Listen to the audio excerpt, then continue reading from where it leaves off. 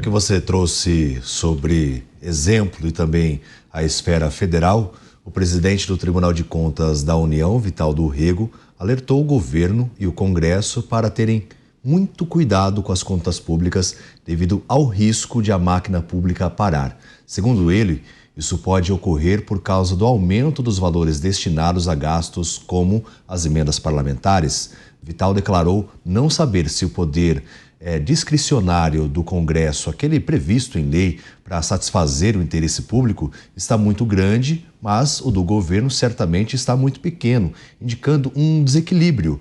O presidente do TCU também reforçou ao Planalto que a renúncia fiscal no Brasil não gera resultados sociais e nem aumento no orçamento.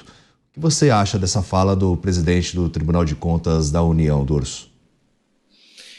Eu gostei do Mota dizer que o exemplo vem de cima. Parece que o Brasil premia quem não tem responsabilidade fiscal. Como que a gente vai cobrar do prefeito de uma cidade que tenha ali absoluto rigor com as contas públicas, que ele faça o que dá com o dinheiro público e isso coloque em xeque a sua candidatura à reeleição ou quem ele vai indicar, se ele pode simplesmente gastar sem muito controle, entregar mais obras, entregar mais resultado na sua gestão, porque ele não vai ter responsabilidade nenhuma com as contas públicas. Se a gente olha para cima e a gente vê essa bagunça das emendas parlamentares, a gente olha para cima, a gente vê a União fazendo possibilidade de perdão ou renegociação de dívida entre os estados. Parece que o Brasil, ele diz assim, você é político, gaste como quiser, eu não vou fiscalizar, não irei puni-lo por improbidade, você não vai ter repercussão criminal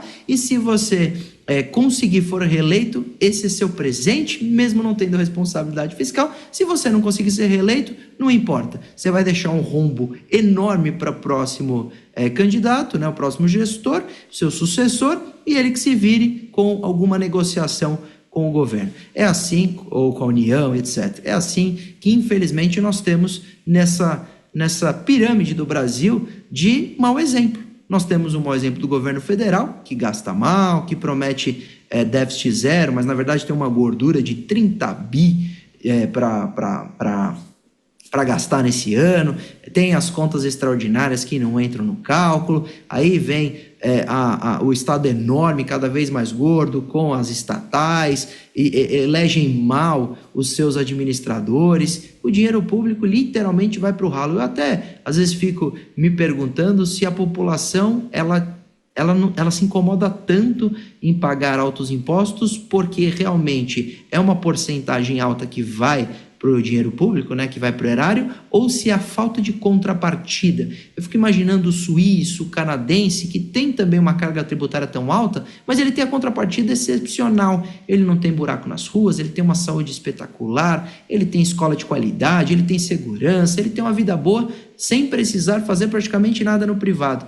Esse indivíduo talvez não se preocupe tanto com a carga tributária porque ele tem contrapartida. No Brasil, nós temos a alta tributação, agora com a reforma tributária, uma das maiores do mundo no consumo, e de contrapartida nós temos os gestores, que a gente elege muitas vezes mal, gastando a rodo, gastando mal, com corrupção, e a contrapartida é quase zero, porque os interesses são próprios e não sociais. Esse é o Brasil de todos que, infelizmente, a gente tem acompanhado e que falta, aí sim, um poder de fiscalização que puna com rigor aqueles que não têm absolutamente respeito nenhum com a sua com responsabilidade fiscal, né, com a sua gestão econômica quando senta na cadeira do executivo.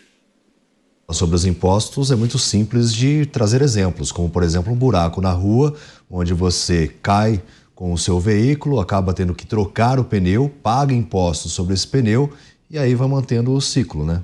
É justamente assim que acontece no Brasil, né, Mota?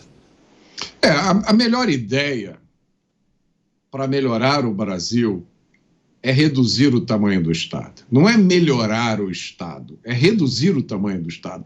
Eu não estou falando só do governo, eu estou falando do Estado, estou falando dos três poderes.